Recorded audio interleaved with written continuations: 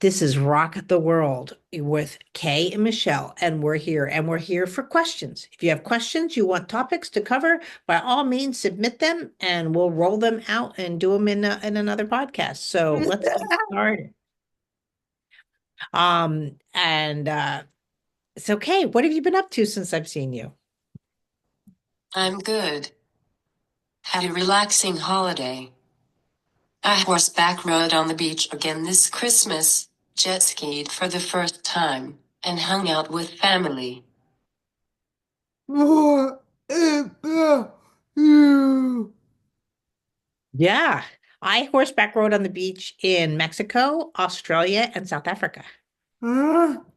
So, and I think they're all on YouTube. Anyway, I put half my life on YouTube, not so much personal. Great holiday here, but the clinic was open. I was seeing clients all through Christmas and through the New Year's. So I even worked Christmas Eve and New Year's Day. So, um, not so much that, but still, I know how to work, and then I know how to be with my family. So it's good. Yeah. So. I loved what you said last time. It's very rarely get to sit down and know someone even though we talk about things or topics. That's true. And also, guys, just so you know, we're at live play here. This is how Kay talks. This is how I talk. And so if there's pauses and so forth, that's just part of the process and be open to it. And that's how we're talking. But yes, we are talking. And also, too, most people, yes, today it's about wanting things and needing things. And I like to understand the process of how you're thinking and what's going on in your life. So that's a lot what we'll be covering here. And one of the processes you had was just bringing your speech out. In March 2021, a speech-language pathologist recognized that it was cerebral palsy (CP) Awareness Month and invited me to participate in an interview on the Silver Speaking series about my experiences with special education.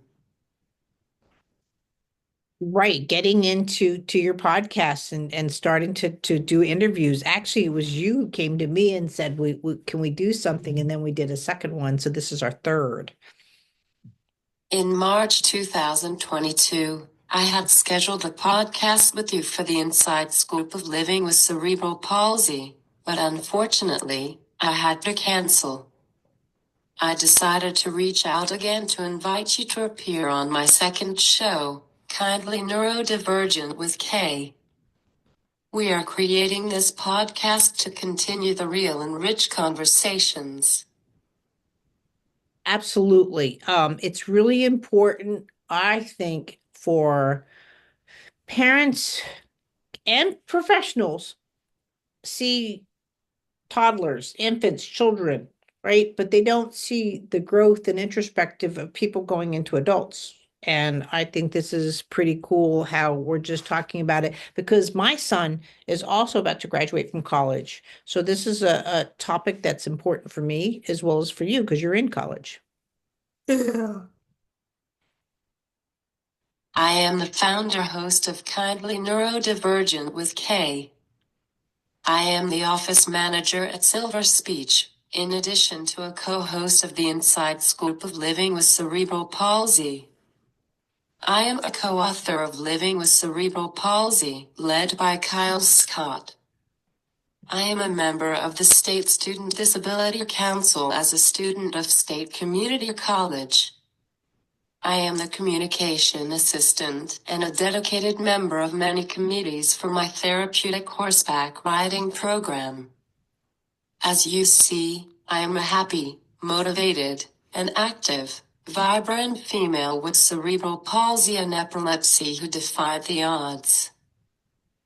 Right. And guys, just so you know, this is also for educational purposes only.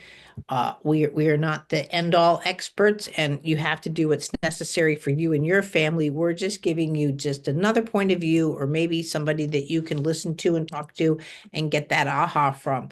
But you need to work with your team for what's best for your family. But a lot of people don't know what to look for, and that's what we're hopefully offering. Um, I am Michelle Turner. I created a modality called movement lesson.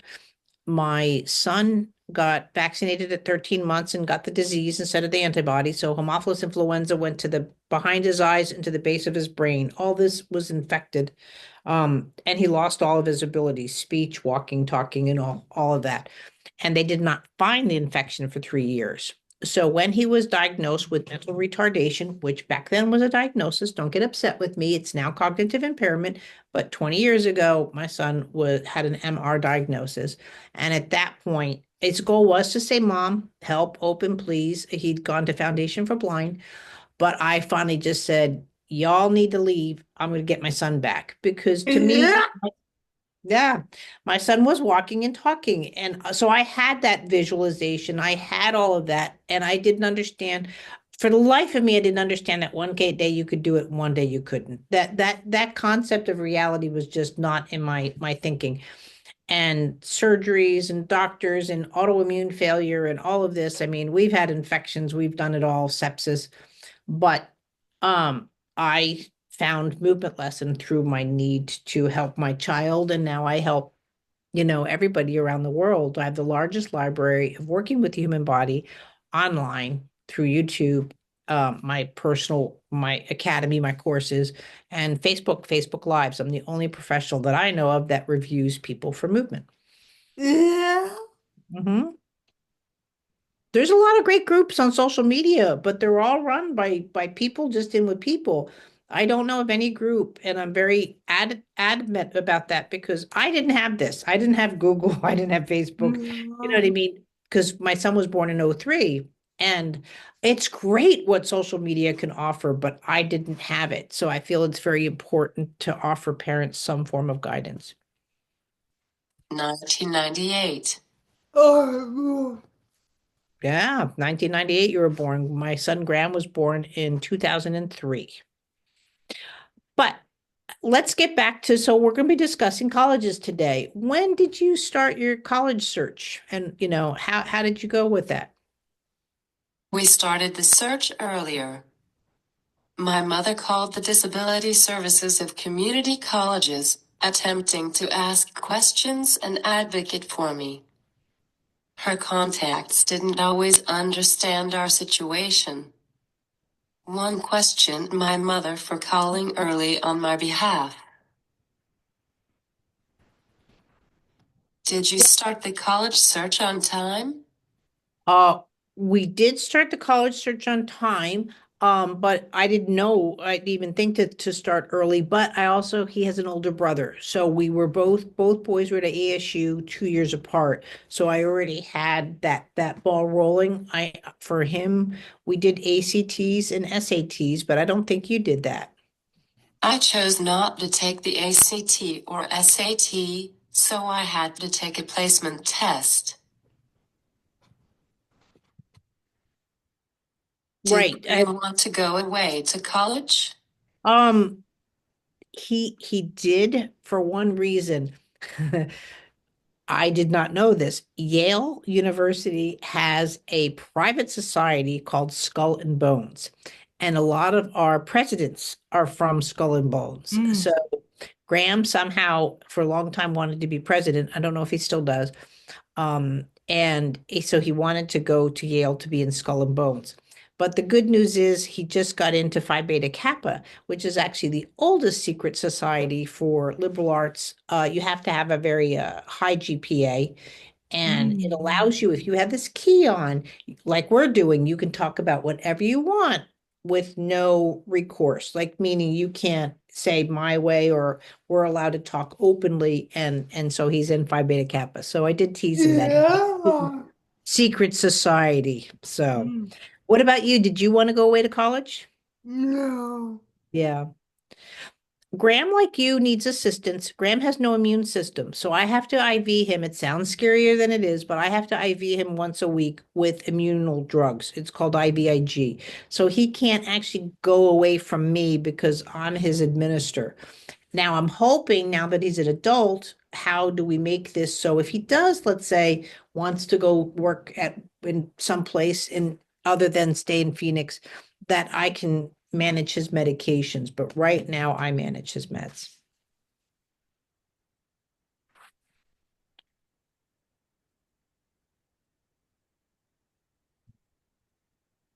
How are your college tours?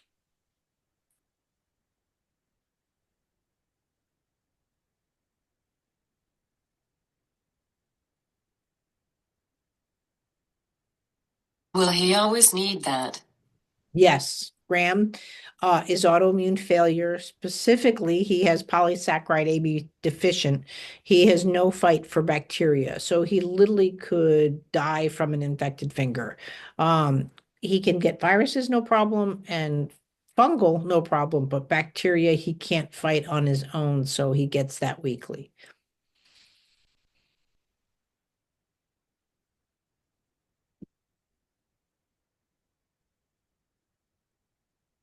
Can't do it himself. He's getting to the point I think it would, but it's not easy to put needles into yourself. There's little needles you put into your belly. It's called, you can put it into your body fat. So I think he's just about there that he could self-administer. So this is the hard part of a mother. Do we still need to be around, or do we need to back off and say, okay, it's time to do it on your own? It's not easy for moms. Not that I'm trying to baby him, but Mixed. yeah. One college wanted my mother to pay tuition for herself because she would be taking up a seat in the classroom as my personal assistant. Another had all their buildings separated and not undercovered, so it wasn't ideal for a person in a wheelchair. This Yeah, is ironic because as of July 2023, all 12 community colleges are combined. This means that you don't have to apply to each individual one and can take 4 classes from 4 campuses in the same semester. oh, that's cool. See, this is what I like about podcasts. You don't learn these things, and that's great that you can decide what's maybe best online if you need more online classes versus going to campus, and you can, move things apart. Because both of my kids have their minors from community college where their majors are from, because ASU doesn't do associate degrees. So my son pulled some of his credits over to Mesa Community College to get that associate's degree or that minor. So, what were you looking for in a college? Local and met the accessibility requirements that are needed. What were you looking for in a college? Very similar, local. Both my boys, we did look at Ivy League in Boston, but like you said, accessibilities when you're stuffing a college into a city that's already been established, it's hard to get from, you literally have to go through the streets sometimes to get from one building to another. It's not a campus setting. ASU was really good to my first son. And again, top college, so that's cool. And then ASU, again, you might need that help of a parent. Well, Graham did too. He couldn't live on his own just yet. He just started living on his own this year, and which is his senior year. And also too, because he needs his meds and stuff, or getting to doctors, getting to surgeries, and having him far away from me is not ideal for me. I mean, I have to take care of movement lesson and him. Yeah.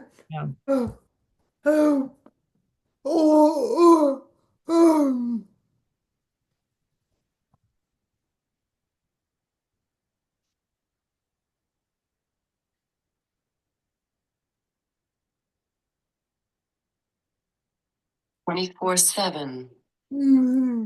Yeah, yeah, you're 24/7, and but in some cases it all is. It might not seem that you have to do everything the 24/7, but when you're on call 24/7, that's it's not the same thing, but it's still stressful for a parent, or a different way of life. And that's okay. It's not a complaint. Did you meet with any disability related staff? I try to. Graham, because he can walk or talk, I hate to say it like that, but he throws people off, and it's like, well, what does he need? And he's also very smart, so he doesn't need tutoring, he doesn't need that. But like there were protests on campus. So he couldn't get through the front door of his building. Stuff like that just throws him. He's all about orientation and mobility. And he's like a rat. If you go this way, he wants to go this way. And if all of a sudden there's a detour, it could be something construction or whatever, or a teacher's not there, you have to meet whatever. That throws him. That's hard for him to be like, why did this change? Like he's got to process it. What about you? Yeah. In school, I had a familiar paraprofessional therapies, access to a laptop or desktop, adaptive keyboard and joystick velcroed down on an appropriate table height for my wheelchair, a paper and book stand, wheelchair, walker, AFOS, and extra time as needed. Yeah, On my that's college accommodation letter, I have double time for assessments, access to a note taker, a scribe for written assessments, accessible furniture and classroom, and verbal participation alternatives. I want to shout out my mom for being my personal care attendant at college when we used to commute to in-person classes from fall of 2017 to fall of 2019. I was already taking an online class when COVID hit because I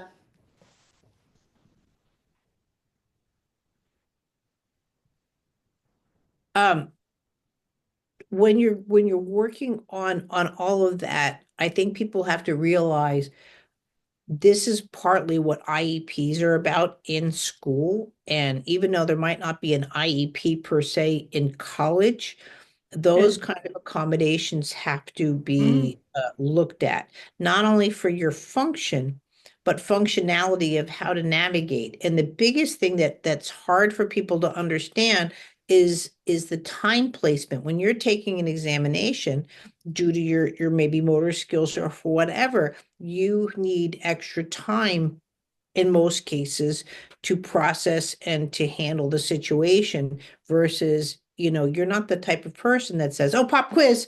You know what I mean? Like, let's spit out 20. Graham's case, Graham's super smart. And I'm not saying that as a brag, but his teachers actually have to say, Graham, put your hand down. This is about class participation. I need the other kids to answer the questions.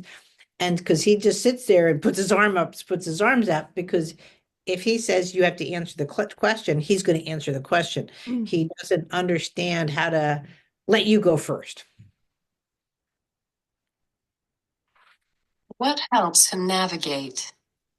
Graham is an exact person. There's a white and a black, there's no gray. So, like, he bikes around campus. And one of the things I didn't realize, and this is why it's not easy to let our kids go, is he had every street light memorized from green to amber to red. So instead of stopping and looking both ways, Graham goes, he knows this green light might be 22 seconds. And then he has amber. So he'll go because he's allowed to, because it's green. Green means go. But he doesn't take into account per se. There's other people who says, I don't care that there's a green light. I'm going to go through my red light. And this is where we have to watch Graham, even though he has management that in the navigation, he's still very exacting. That's one example. But if a teacher's not there, a classroom was moved, those kind of things are going to throw him. Where you and I would be like, okay, I need to check my notebook or I need to allow more time. In fall of 2022, I had COVID, then a month later I had a medical setback. I didn't reach out to anyone when I tested positive for COVID. However, I emailed disability and my two professors to cover my butt the following month. I had to meet with the disability office virtually to have extensions added to my accommodations. I didn't attempt to use this accommodation though. I'm going to tell you how that accommodation is worded. Student may occasionally have difficulty completing an assignment or assessment on time due to unexpected increases in disabling symptoms. To use this accommodation, students will email both the instructor and disability services as soon as they know they will be unable to meet the deadline. The additional length of time is typically 1-2 days. This adjustment may not be appropriate for every assignment, but when appropriate, should be extended and provided without a grading penalty. Right. Scram had two major surgeries in college, and you can't plan a surgery. We can't do it during break. We can't wait. Sudden surgery is sudden surgery or getting to a doctor's office. So, it's some professors, just like anybody, will be very accommodating to all of that. You don't even have to go through the services of disability. But others, you've got to pull the card out and say, hey, I allowed this. So, Did you know what major and when applied? he actually went with political science. Graham loves governments. He loves GNPs, which is gross national products. He likes seeing how countries work. So he did poli sci. But one of the cool things that happened that his brother did is, and this is where I love advisors, is they told my other son, because he could have been done with college sophomore year, and they said, wait, don't take that last class because the computers might kick you out. Take more college courses, see if you can get 2 to 3 degrees, because then you can skip master's and go right to doctorate if you choose later. So both boys, so Graham will have a degree in political science and urban planning and a minor in Russian. So in the 4 years. Did you know your college major? No. No. I think that's I actually a had good thing. 7 years in community. Yeah. You don't have to know your major. You really don't. And life is changing very fast. Yeah. I'm a big advocate with AI, love AI. A lot of people are fighting it. AI is genius. Um, and that's why my other son's not getting his doctorate yet because he's in cybersecurity. He would actually be behind his industry if he took time out for a doctorate. But we shall see. But at the same time, you have a great job, right? You're doing all of those kind of things. But anyway, sorry, we're going to stick on the college campus. But what about you? Have you thought about living on your own with an aide, or you're with your mom? Mom. Mom, yeah, And yeah, Dad. yeah, mom and dad. Yeah, we'll give a shout out to dad. Sorry, dad. And everyone Yeah, else. yeah, yeah. No, it's for here for me. It's just mom at the moment. How many classes can you handle at once? He's a moose right now. He's doing 18 credits. I think that's the max at ASU. And then he's never worked. We did summer school as well, so he can get the extra credits during the summer.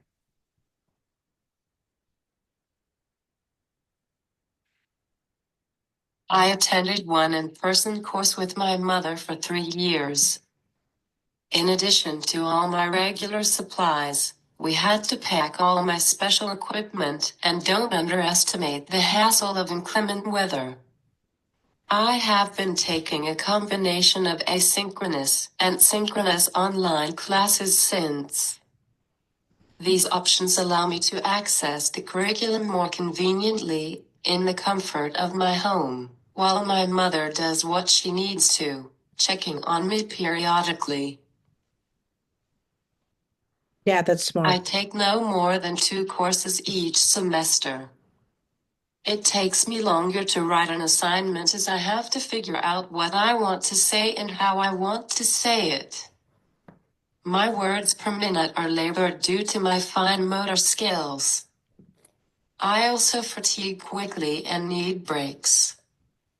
I am still held to the same standards that higher education demands. Absolutely no extensions are availed.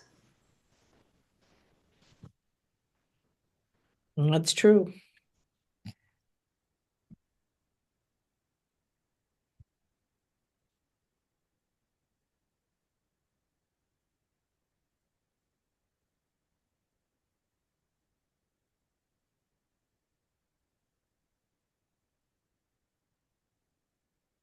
How do he manage? It's been a lot. He was able to live closer to campus his freshman year because his dad lived down there. His dad now is disabled and can't be near campus.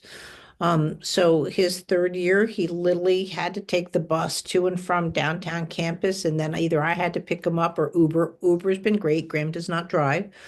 And then this year we decided he's going to live on campus. And I told him my goal is just 1 day a week, just 1 day, because if I overwhelm him, I lose him. And he loves living on campus. He's doing really well. I never thought I would see a day where he could live on his own.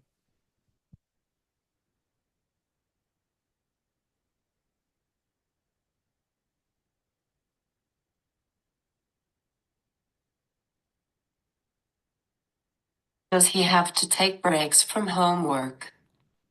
Oh yeah, I think everybody needs to take breaks from homework. That's a smart thing. His kind of homework is like Russian literature. I don't know how he does what he does. Macroeconomics, my brain would hurt. I mean, I think I'm somewhat smart, but my kids, the stuff that they take, oh, and but at the same time, yes, he needs to take a break because he gets sensations in his bodies and he can't explain it, like he's just fatigued. And so if he Hmm. feels a sensation that's not familiar, he stops. He just stops. And so, it might just be a headache, but he'll stop. And what about you? How do you work on your programs?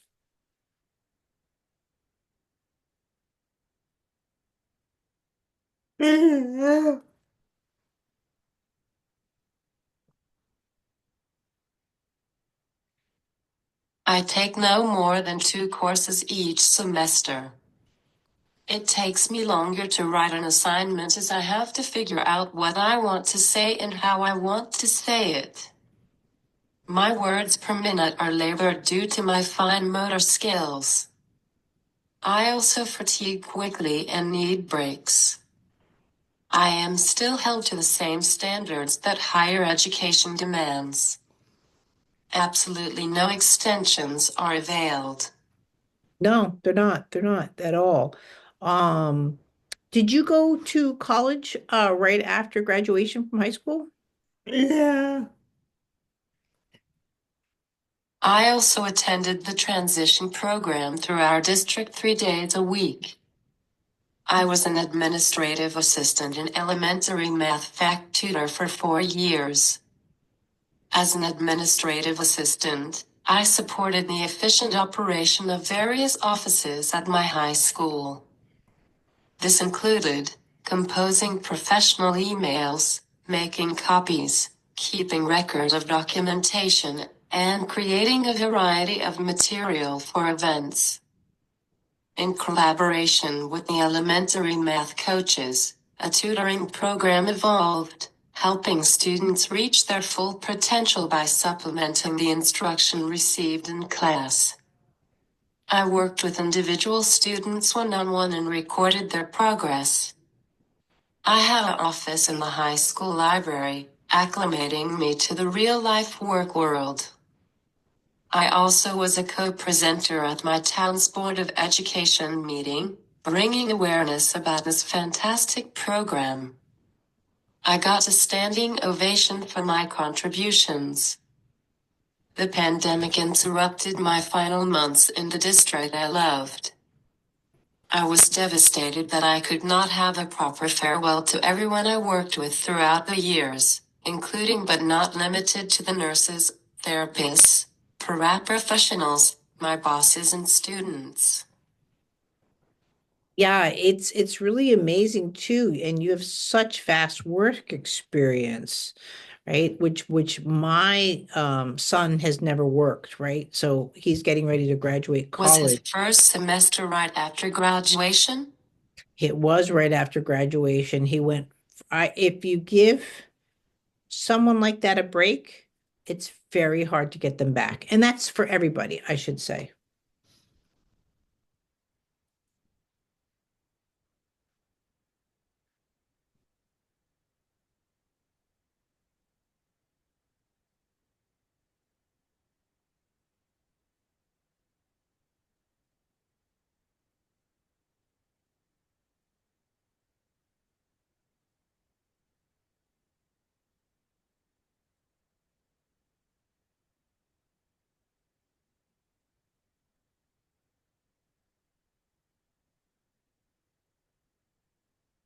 Did he do the transition program? I didn't even know there was one. And this is why we do stuff like this, the podcast, to tell people.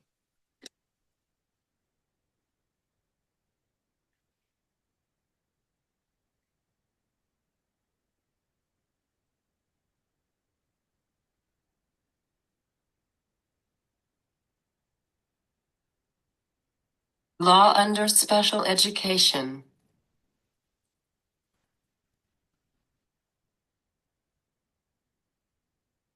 Has he worked?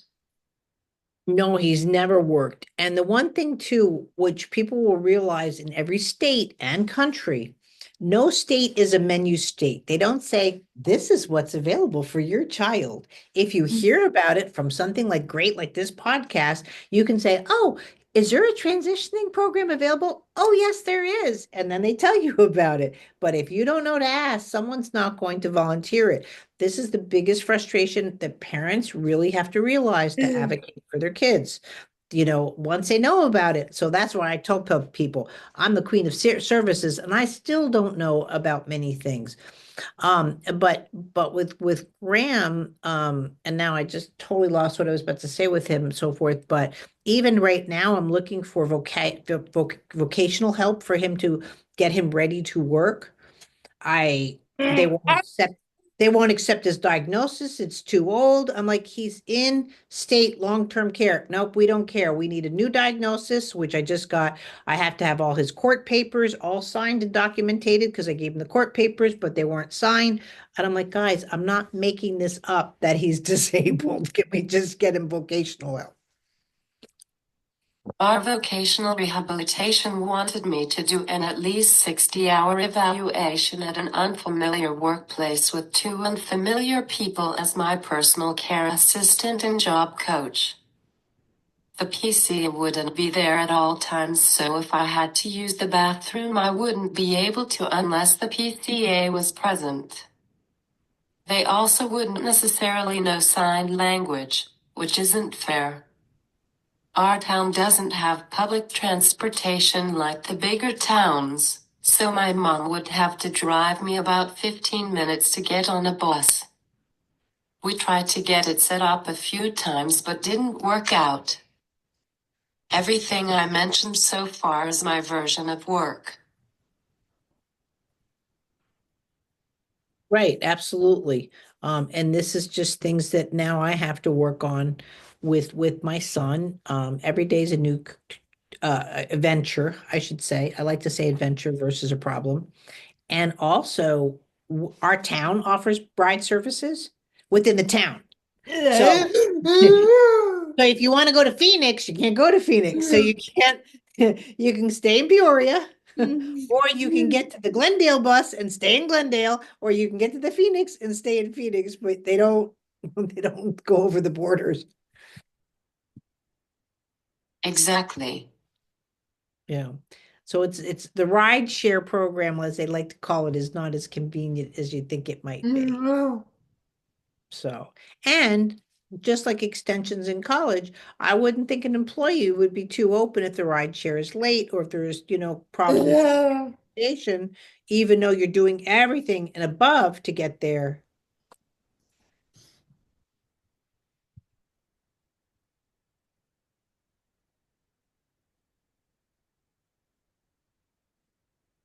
Or PCA. Right. Or again, your vocational person that's looking out for you. And also, too, you're a very intelligent young lady. Guys, I hope you appreciate all that she's cranking out. Kay is amazing. But when you're talking vocational school, because someone is of special needs, neurodiverse, however you want to look at it, cerebral palsy, it doesn't matter. This isn't necessarily a job that no one else can do or a job that's very remedial. It's just about making things available for that person so they can excel, which any job should provide for anybody. Yeah. So that being said, Kay now has a job of a podcast. So welcome to our podcast, Rock the World. We got it going. No.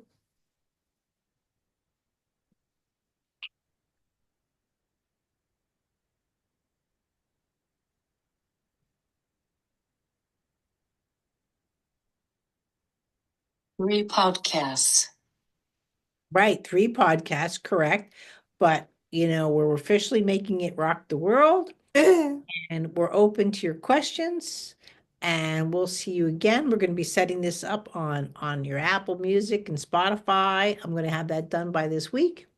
And we're looking forward to seeing you at the next podcast where we're going to be covering more aspects of working with cerebral palsy, special needs, and also possibly your questions. So submit them and let's go from there. God bless you.